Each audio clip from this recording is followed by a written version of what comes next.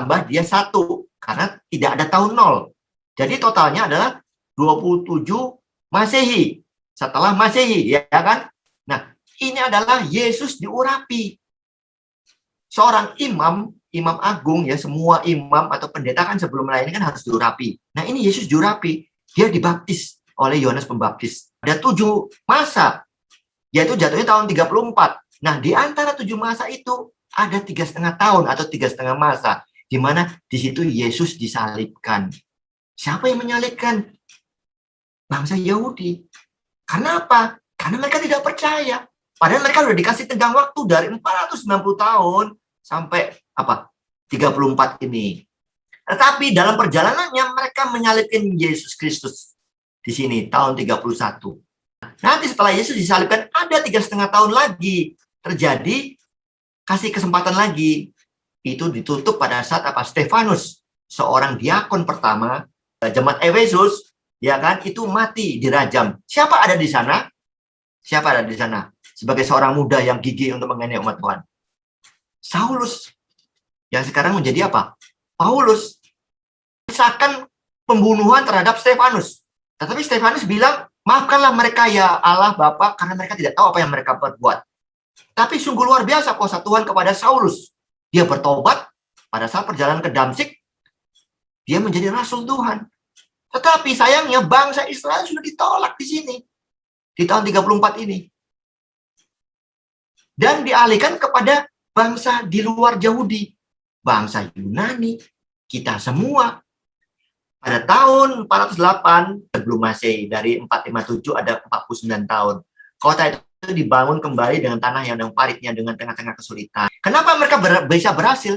Kita tahu tadi Raja Artasasta bukan saja mengizinkan bangsa Israel keluar dari penghambaan, tetapi dia membekali bahan-bahan untuk membangun tembok-tembok Yerusalem dan untuk membangun bait suci Allah. Jadi Tuhan menggunakan orang-orang kafir untuk menjadi penolong bagi umatnya, yaitu bangsa Yahudi. Raja Kores, Raja Darius, Raja Artasasta. Pada tahun 27 Masehi, dari tahun yaitu 434 tahun dari pembangunan Yerusalem, ada 62 kali 7 masa, yaitu jatuh pada tahun 27 Masehi, itu adalah kedatangan seorang yang diurapi, yaitu Yesus Kristus. Dia dibaptis dan disebut sebagai Mesias, ya. Kapankah Yesus dibaptis? Menurut sejarah, tahun ke-15 Kaisar Tiberius, tepat pada tahun 27 Masehi, Yesus dibaptis di sungai Yordan. Pada tahun 31, di antara 7 masa itu, di antara, ya, berarti terbagi 2, ya, 3,5 tahun atau 3,5 masa, itu terjadi Tuhan Yesus disalibkan. Yesus Kristus tidak berdosa, ya. Sesudah ke-62 kali akan disingkirkan seorang yang telah diurapi. Padahal tidak ada salahnya apa-apa. Yesus tidak ada salahnya apa-apa. Ada 3,5 tahun di sini Tuhan Yesus disalibkan. Oleh siapa? Oleh orang Yahudi. Pilatus kan percaya bahwa ini benar-benar tidak bersalah, tetapi dia didesak oleh bangsa Yahudi untuk melepaskan siapa? Barabas. Tuhan Yesus disalib tahun 31, ya. Setengah dari 7 tahun sisa waktu yang diberikan oleh bangsa Yahudi. Mengapa tuh? Nah, ini jadi sungguh-sungguh luar biasa bangsa Yahudi ini. Sudah tegar tengkuk menolak Mesias, menyalibkan pula. Daniel 9:26, musnahan Yerusalem, ya, yang dibangun oleh orang Yahudi setelah mereka pulang dari Babylon, itu dimusnahkan oleh Romawi, dipimpin oleh Jenderal Titus tahun 70. Inilah dia. Maka datanglah seorang raja memusnahkan kota dan tempat kudus itu. Jadi sejarah mencatat Yerusalem itu dihancurkan oleh tentara Romawi oleh Jenderal Titus tahun 70. Tapi di sini dikatakan maka datanglah seorang raja. Nah, sesungguhnya orang Yahudi sendiri yang menyebabkan Tuhan mengizinkan Yerusalem itu dihancurkan. Kita ingat nggak dalam Matius 24 ayat 1 dan 2? Yesus berada di atas bukit. Murid-muridnya bertanya, Guru atau Tuhan, kapankah waktu itu akan tiba waktunya? Hari-hari akhir zaman. Di situ Tuhan menjelaskan, ya, Yerusalem akan dikepung selama 5 bulan. Ya kan? 1,1 juta orang Yahudi akan mati terbunuh, mati kelaparan. Mereka menjadi kanibal.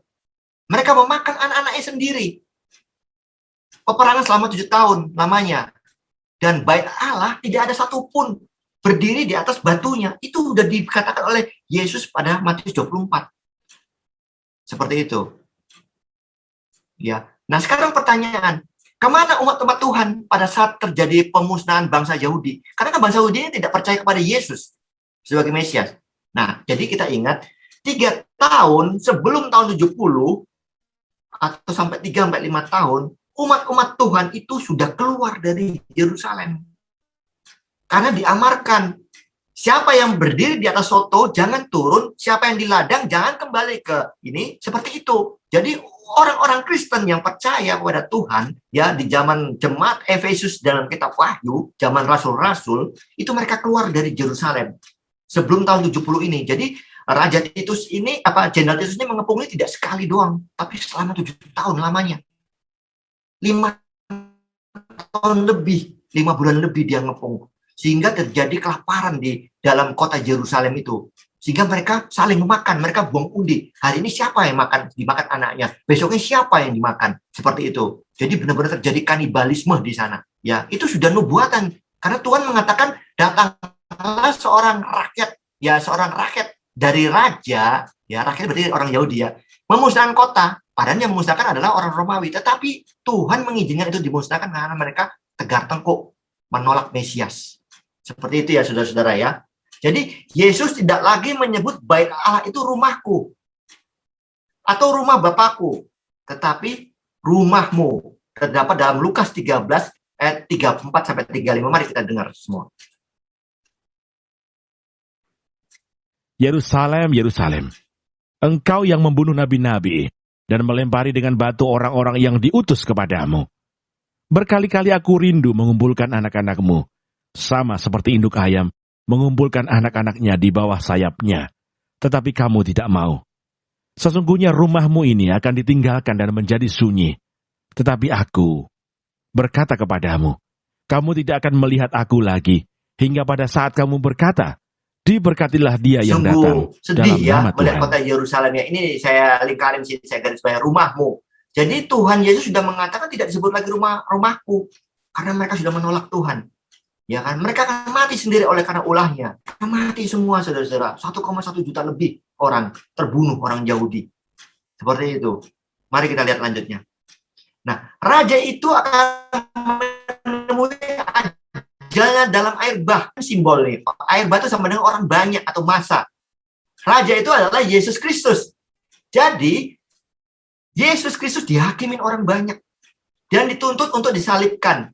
Dan mereka menuntut penjahat itu dilepaskan, ya, Barabas, ya. Kemudian Yesus yang dibunuh. Padahal Pilatus mengatakan orang ini tidak ada salahnya, tetapi karena pada saat itu gubernur Pilatus itu lebih takut. Pilatus ini berpikir, daripada saya hilang kuasa sebagai gubernur di Yudea, ya kan, saya mengizinkan Yesus disalib. Bahkan terjadi perdamaian antara gubernur Pilatus dengan Raja Herodes. Ingat ya, ada Herodes 1, Herodes 2 ya.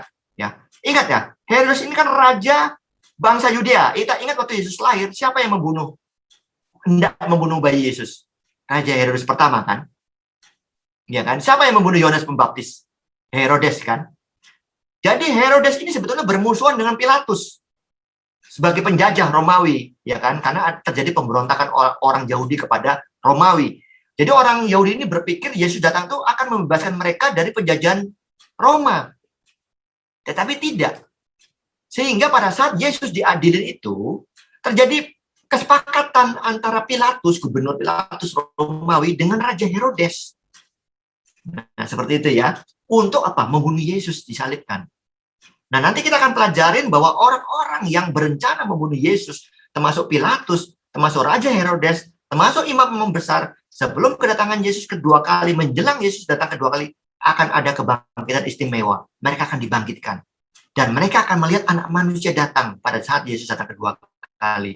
Dan mereka akan takut, inilah orang yang aku bunuh dulu, termasuk serdadu Roma yang menusuk lambungnya Yesus. Mereka lari. Inilah orang yang aku bunuh dulu.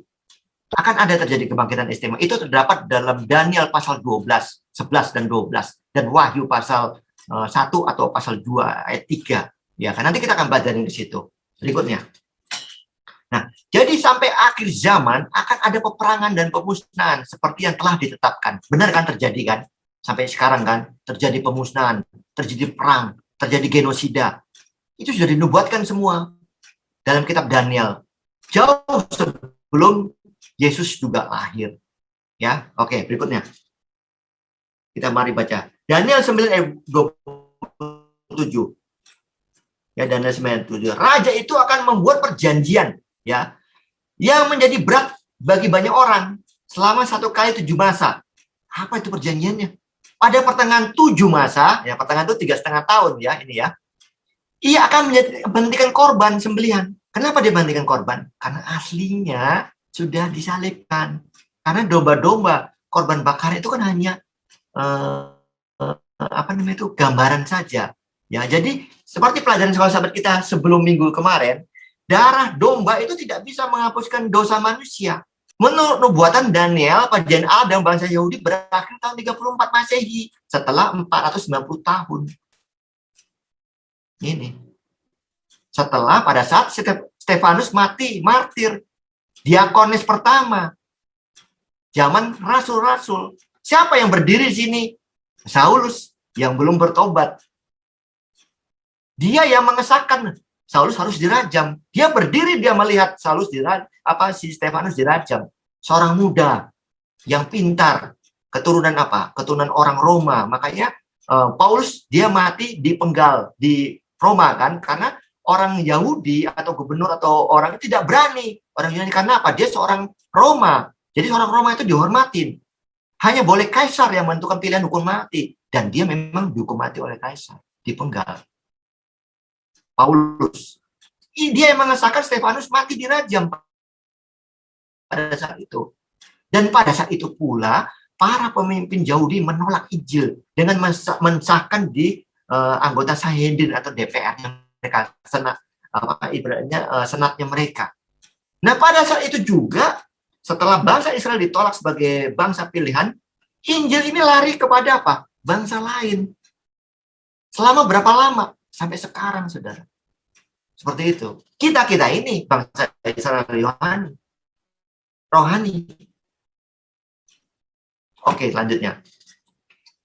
Raja itu membuat perjanjian berat sebelah. Ya. Pada tahun 34, orang-orang yang diberikan Tuhan kepada mereka dengan merajam Stefanus. Orang pertama yang mati martir. Dan parlemen Yahudi mensahkan penolakan Injil. Sampai sekarang. Penganiayaan juga dilakukan kepada para pengikut Yesus. Pada saat Yesus saling tercerai semua kan. Sampai Petrus saja menyangkal 3 kali. Murid-muridnya lari semua dari Yerusalem. Tapi mereka memberitakan Injil ke bangsa-bangsa lain. Yaitu bangsa apa? Bangsa Yunani. Bangsa-bangsa lain selain Yahudi. Ya kan? Nah, Injil keselamatan itu beralih kepada bangsa-bangsa lain yang belum mengenal Tuhan seperti kita ini selama 1810 tahun. Karena akhir nubuatan 2300 petang dan pagi ini berakhir di tahun 1844. Jadi tahun 1844 dikurangin oleh tahun 34 pada saat bangsa Israel ditolak adalah 1810 tahun. Ini adalah masa di mana Yesus mati sebagai imam agung kita ada di bilik yang suci di surga. Kita ingat kan, Ka'bah di surga ini kan ada dua bilik ya, bilik yang suci dan yang maha suci kan. Nah, jadi selama 1810 tahun itu Yesus menerima semua pengampunan dosa ya, manusia yang berdosa sebagai imam besar yang agung di surga di bilik yang suci. Yesus belum masuk ke bilik yang maha suci. Nanti setelah tahun 1844 Tuhan Yesus masuk ke bilik yang maha kudus, di mana dimulai apa? Waktu penghakiman. Mari kita baca Matius 21 dan 43. Sebab itu aku berkata kepadamu, bahwa kerajaan Allah akan diambil daripadamu dan akan diberikan kepada suatu Jadi itu bangsa diberikan kepada yang akan bangsa lain. menghasilkan Bahkan buah Yunani, kerajaan pokoknya itu. non-Yahudi aja. Yang siapa yang menginjil di sana? Yaitu Rasul Paulus. Nah, dalam Galatia 3 ayat 29 dikatakan, Dan jikalau kamu adalah milik Kristus, maka kamu juga adalah keturunan makanya saudara-saudara, Abraham jadi kita dan ini berhak tidak menerima mengadakan korban janji bakar lagi. Allah. Tapi jikalau kita punya iman kepada Yesus, ini Galatia 3 ayat 29 dikatakan kita menerima janji Abraham. Kita menjadi anak Tuhan secara rohani. Ya, ini ya, Stefanus dirajam, mati dirajam. Ya. Oke, lanjutnya. Jadi pada pertengahan 7 masa itu, ia menghentikan korban sembelihan. Ya, jadi pada tahun 3,5 tahun dari 27 itu, tahun 31 Yesus mati. Dan dia mengatakan sudah selesai pada saat dia mati. Dan bait suci atau kerai itu terbelah dua. Ya kan? Yang memisahkan tirai ini memisahkan antara bilik yang suci dan maha suci. Dari bait suci yang dibangun oleh bangsa Israel setelah keluar dari pembuangan di Babylon. Ini bait suci ini yang terbelah nih tirainya.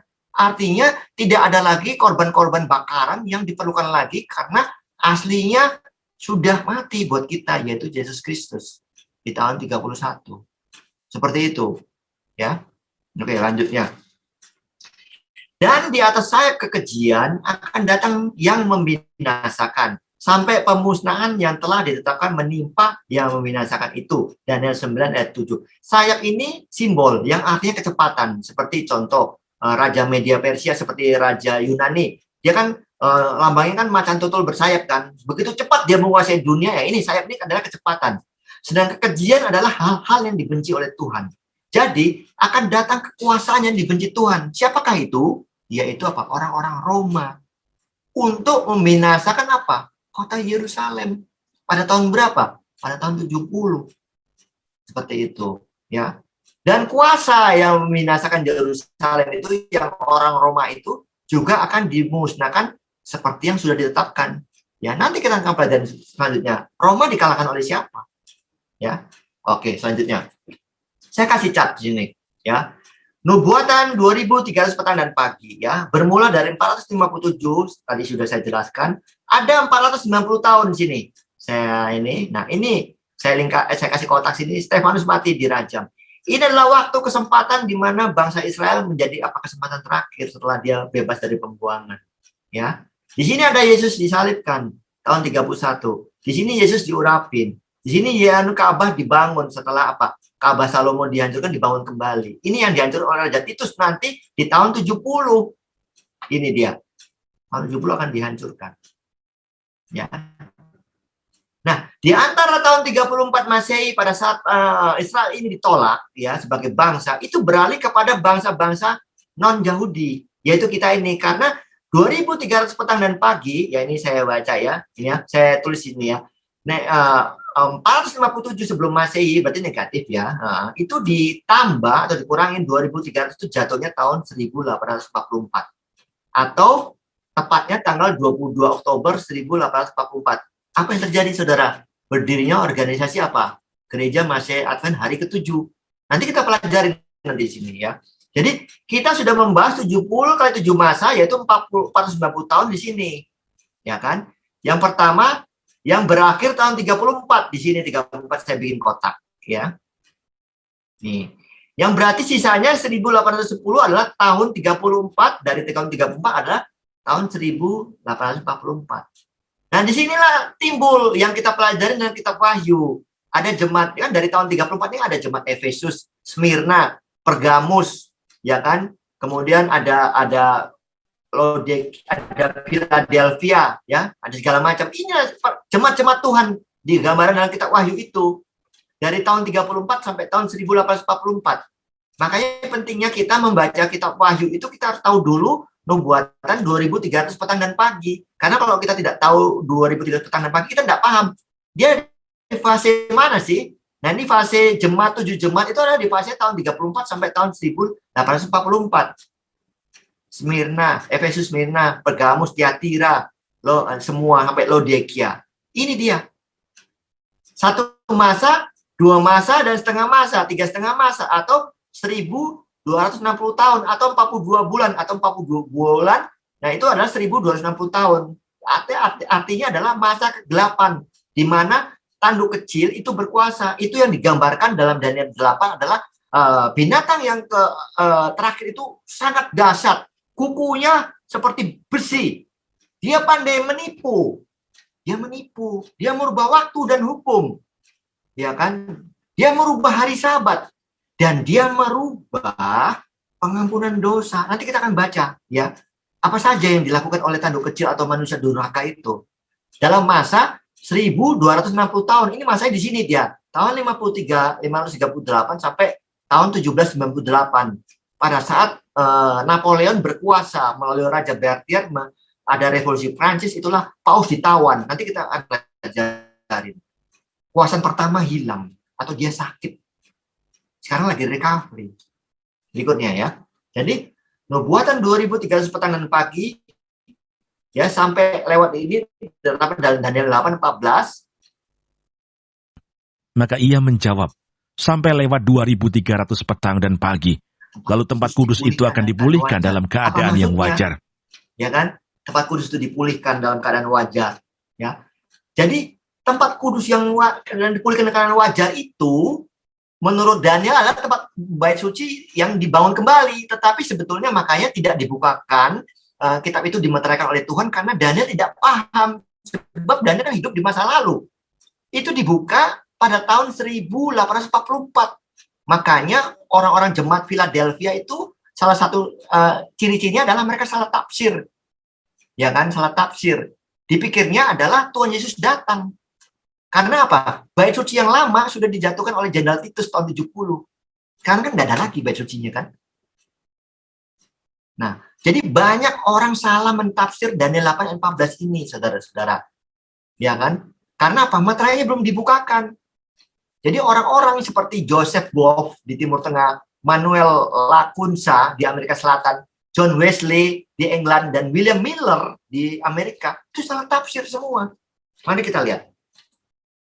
Banyak orang menyimpulkan tanggal 22 Oktober tahun 1844 adalah hari Tuhan yang kedua kali. Apalagi tanggal 19 Mei tahun 1780 terjadi matahari yang berubah gelap. Berdasarkan Joel 2 ayat 31. Mari kita baca. Matahari akan berubah menjadi gelap gulita, dan bulan menjadi darah sebelum datangnya hari tahun Tuhan yang 19 Mei hebat ini terjadi dan gelap dahsyat gulita itu. tahun 1780 di masa jemaat apabila Philadelphia. Mereka pikir tanggal 22 Oktober ini adalah kedatangan Yesus yang kedua kali. Ingatkah kemarin bulan Juni kemarin kan matahari ada gerhana kan? Itu tanda-tanda Yesus mau datang. Dalam Yoel 2 ayat 31 ada apa? Gerhana matahari. Ya, matahari cincin.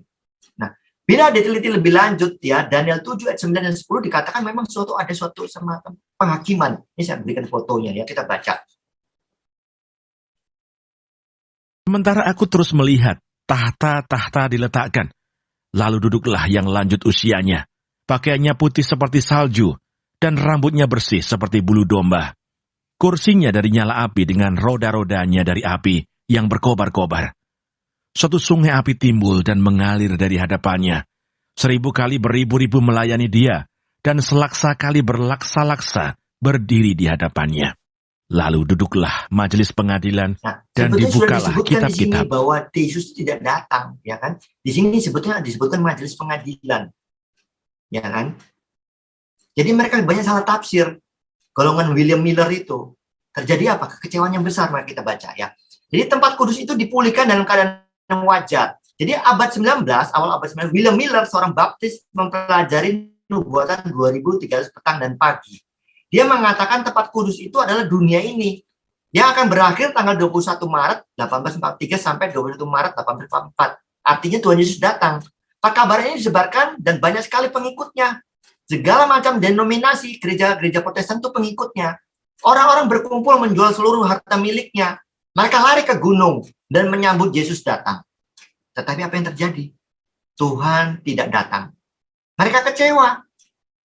Akhirnya William Miller menyelidiki lagi. Oh, ada salah hitung.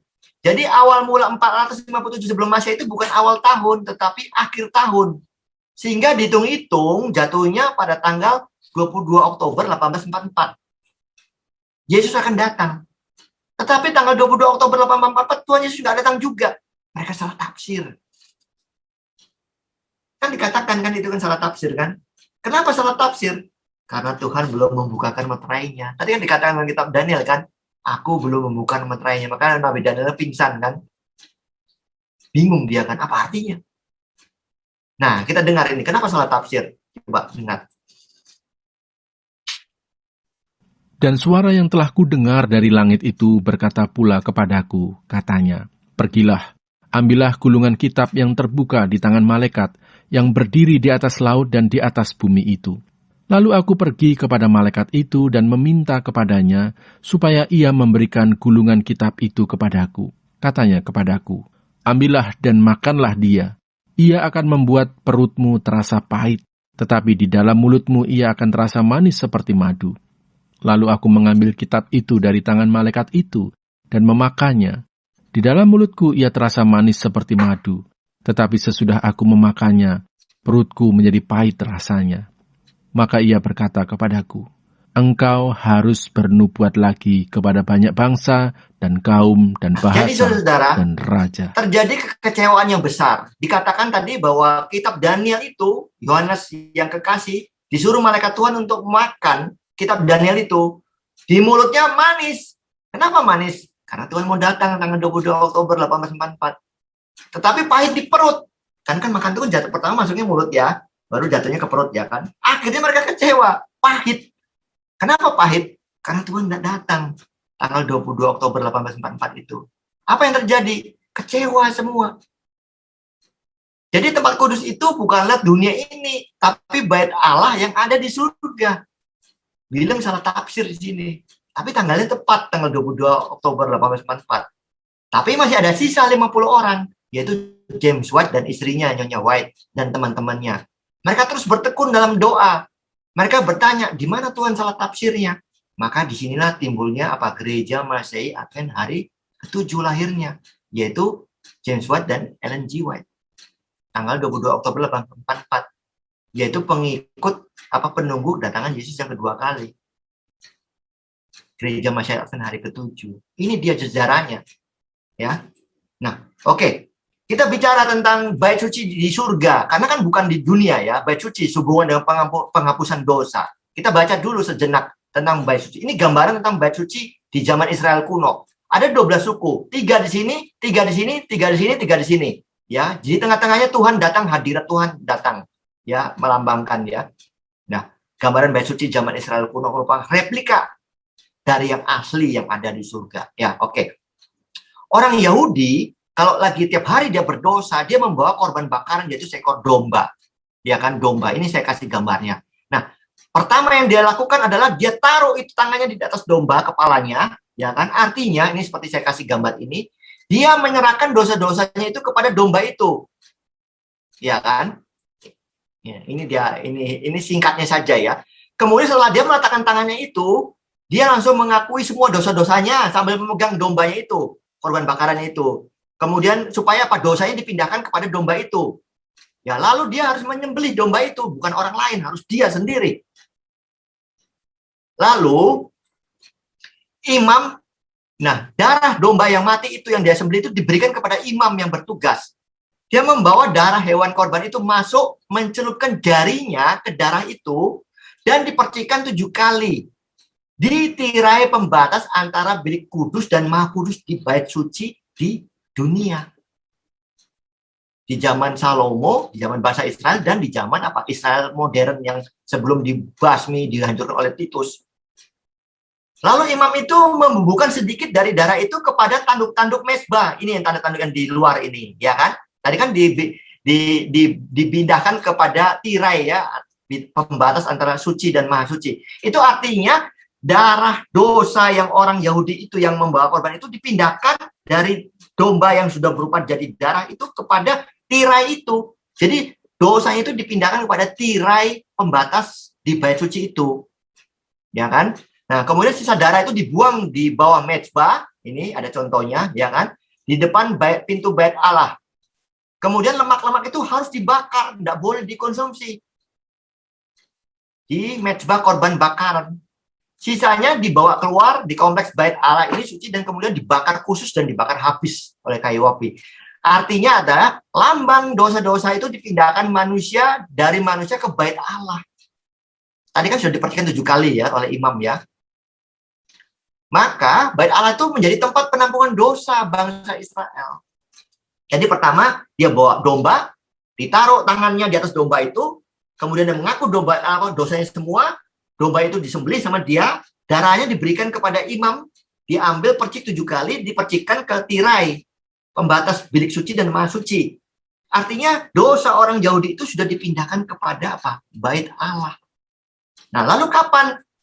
Ini kan baru pengakuannya baru. Nah, jadi orang Yahudi itu tidak berdosa, tapi belum dihapuskan, masih mengakui. Ingat ya, makanya ada Yom Kippur, ada hari Gerafirat. Setahun sekali. Nah, pada saat Yom Kippur atau setahun sekali pada hari ke-10, bulan ke-7, diadakan hari pendamaian atau hari Gerafirat atau Yom Kippur. Makanya Israel kalah kan waktu sempat mau kalah kan lawan Mesir tahun 1973 karena lawannya kan belajar ini. Jadi pada saat Yom Kippur tuh Israel tuh tidak bisa apa-apa. Karena itulah acara di mana mereka menguduskan itu untuk penghapusan dosa setahun sekali. Nah, seperti itu. Ya kan? Nah, ini dia. Jadi, hanya imam besar yang boleh masuk ke bilik yang maha kudus. Itu pun juga kakinya dipasang lonceng. Kalau imam besar itu, dia harus mempersembahkan korban dulu untuk menghapus dosanya. Jikalau imam itu berdosa, loncengnya nggak berbunyi lagi, saudara. Artinya apa? Dosanya penghapusnya tidak diterima oleh Tuhan. Dia juga mati. Tetapi kalau lonceng itu masih berbunyi, berarti dosa-dosa bangsa Israel itu diampuni oleh Tuhan. Ini masih simbol ya di dalam dunia ini ya, karena Yesus belum disalibkan. Nah, darah lembu korban itu kemudian dipercikan ke tutup perdamaian ini seperti kayak gini. Lalu setahun sekali ya, imam besar itu membawa 2 domba. Kemudian memang mengundi mana yang untuk Tuhan, mana yang untuk setan Azazel.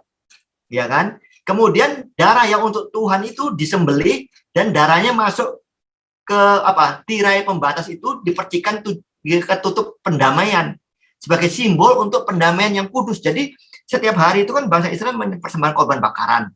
Itu belum diampunin, semuanya masih secara simbol. Ya kan, nanti setelah setahun sekali imam besarnya masuk ke bilik suci, dia mau memilih salah satu dari domba ini untuk masuk ke bilik suci. Itu namanya hari raya Yom Kippur atau Gerafirat atau penghapusan dosa. Nah, setelah penghapusan dosa ini selesai, artinya dosa bangsa Israel selama setahun diampuni. Gitu ya. Ini supaya kita bisa membandingkan bagaimana pekerjaan Yesus, imam besar agung kita di surga. Inilah replika yang ada di dunia ini. Nah, setelah imam besar keluar dari tempat yang maha suci, ya, dengan lonceng masih berbunyi, ya tentunya, dia pergi ke mezbah dan mengadakan pendamaian untuk mezbah untuk membubuhkan darah korban itu ke atas tanduk-tanduknya. Ya, tanduk ini yang melambangkan ini, dan memercikan darah itu 7 kali ke mezbah sebagai lambang mengkuduskan atau penghapusan dosa bangsa Israel yang tadinya dipindahkan dari binatang itu ke bait suci. Nah, upacara Gerafirat ini sudah mengkuduskan bait suci yang ngumpul dosa bangsa Israel selama setahun. Jadi dibersihkan. Hari Gerafirat itu pembersihan dosa di bait suci. Seperti itu. Kemudian kambing yang tidak mati disembelih itu, kambing Azazel itu, kemudian imam besar itu meletakkan tangannya. Setelah itu selesai ke kambing jantan yang masih hidup. Yang disebut kita kambing Azazel, ya kan? Mengakui segala dosa umat manusia dan kemudian kambing itu dilepaskan ke padang gurun dan akan mati sendiri. Ini yang dilambangkan setan. Kambing Azazel. Jadi ada 2 tindakan yang ada terjadi di tempat kudus akhir dari 1844. 1, ya kan? Untuk mengurapin yang maha kudus, ya. Jadi pada tahun 34 itu bangsa Israel sudah ditolak, ya. Jadi bangsa Israel ditolak pada saat Stefanus mati dirajam. Jadi yang maha kudus atau yang disebut bait suci Allah di surga itu adalah tempat di mana Tuhan masuk. Kan Yesus kan udah mati tahun 31. Dia jadi imam besar, imam kita yang agung kan. Dia masuk ke bilik yang suci di surga. Kan kita tahu ada 2 bilik yang suci dan maha suci, ya kan? Jadi Yesus itu masuk sebagai imam besar kita yang agung untuk menjalankan bagian pertama tugas imamatnya.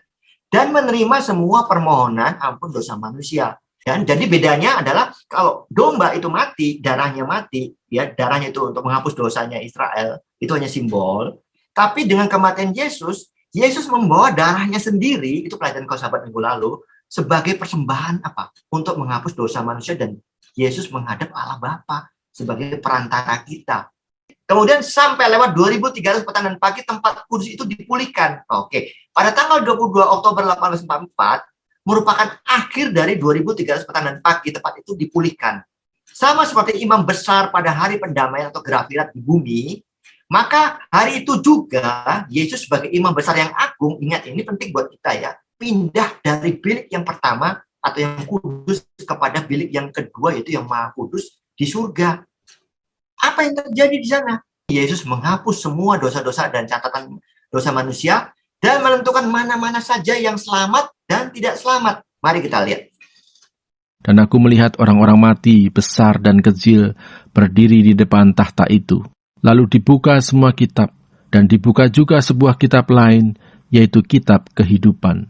Dan orang-orang mati dihakimi menurut perbuatan mereka, berdasarkan apa yang ada tertulis di dalam kitab-kitab itu.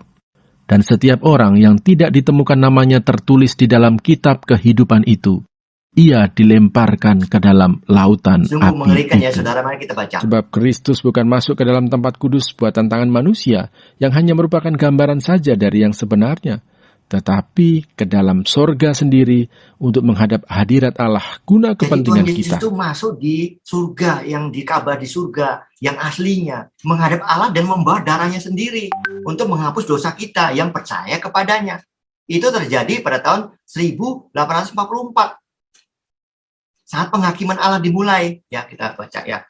Berarti tahun 1844 tanggal 22 Oktober adalah dimulainya periode yang sangat penting bagi manusia, bagi kita semua, yaitu hari Grafirat surga. Ya, ini penentuan manusia ini. Hari Grafirat surga yang besar, yang sangat penting. Ya, sebagai imam besar yang agung, itu dilaksanakan penghakiman. Ya, jadi orang Kristen kita ini kadang-kala kita percaya, tunggu saya nanti mati baru saya dihakimin. Tidak, saudara. Jadi mulai penghakiman itu mulai tahun 1844 tanggal 22 Oktober. Siapa yang dihakimin duluan? Karena sekarang telah tiba saatnya penghakiman dimulai, dan pada rumah Allah sendiri yang harus pertama-tama dihakimi. Dan jika penghakiman itu dimulai pada kita, bagaimanakah kesudahannya dengan mereka yang tidak percaya pada Luar Injil biasa Allah? ya. Kita umat-umat Allah dulu yang dihakimin. Pertama yang sudah mati dulu umat-umat Allah, seperti Daniel dan lain-lainnya semua yang sudah mati ya. Sekarang sudah berapa tahun dari tahun 1844 sampai tahun 2021? Berapa lama lagi Tuhan akan datang? Sebentar lagi, saudara. Yesus Kristus akan meninggalkan bait suci di surga. Berarti penghakiman itu selesai. Berarti sudah ada penentuan dua kelompok, antara kelompok yang selamat dan tidak selamat. Dan pintu kasihan tertutup. Jadi penghakiman ini berlaku juga pada orang-orang yang masih hidup seperti kita sekarang.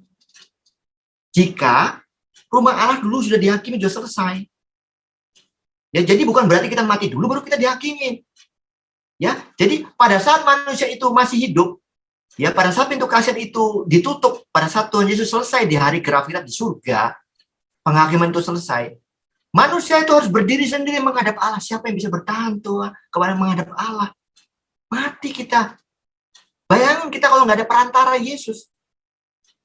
Tapi karena ada perantara Yesus, kita selamat yang percaya kepada Yesus. Jadi ingat, jangan tunggu kita terlambat untuk bertobat. Karena penghakiman sudah dimulai. Siapa yang dulu dihakimin? Yaitu umat-umat Allah. Yang sudah mati dulu. Sehingga pada saat Yesus mau datang, sudah terjadi dua kelompok. Yaitu pertama kelompok yang baik yang sudah dimeteraikan, yang dilambangkan 144.000 orang, yang akan hidup melihat Tuhan Allah datang. Dan kelompok kedua adalah orang-orang jahat.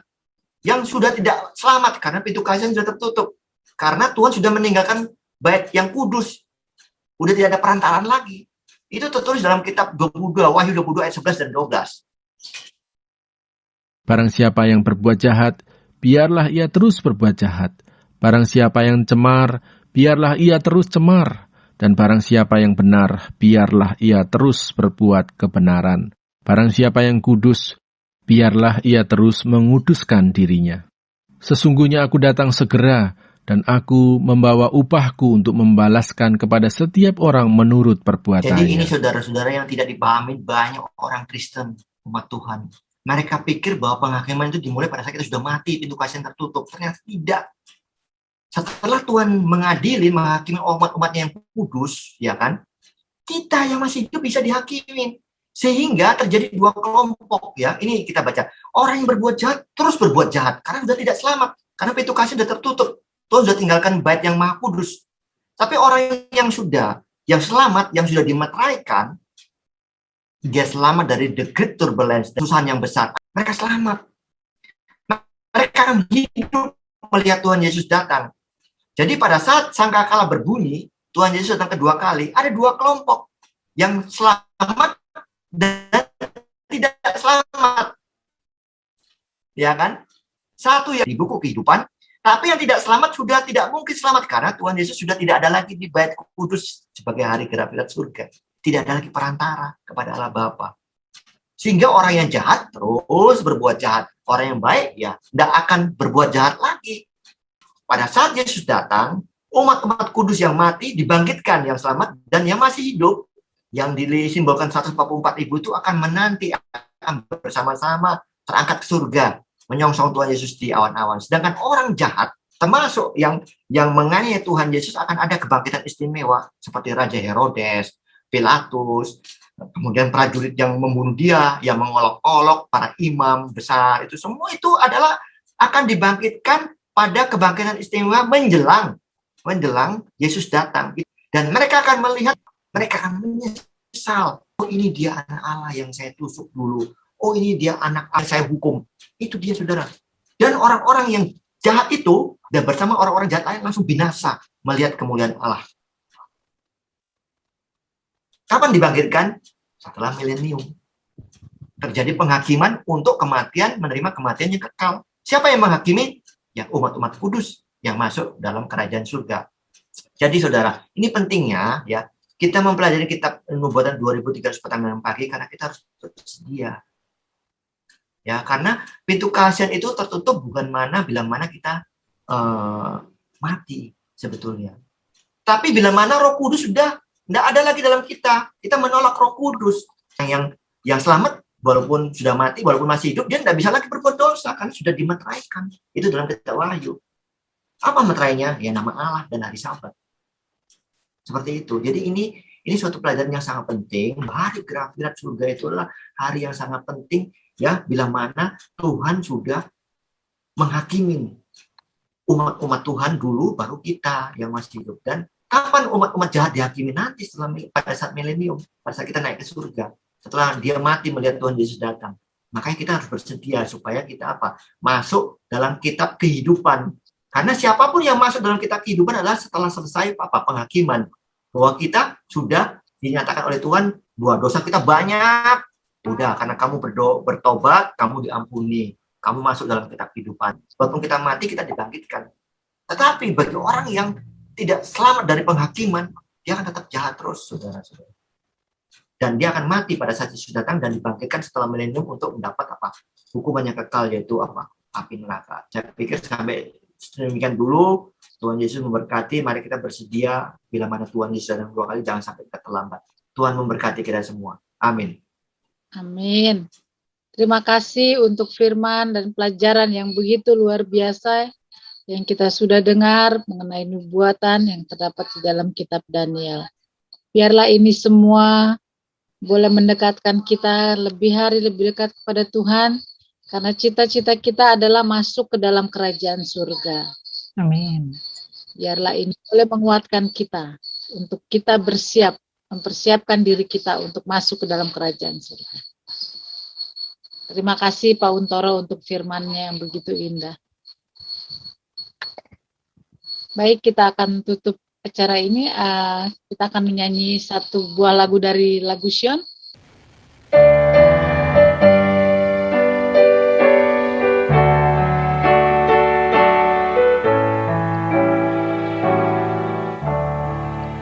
Kasih Allah tak terbilang yang berdosa di sana.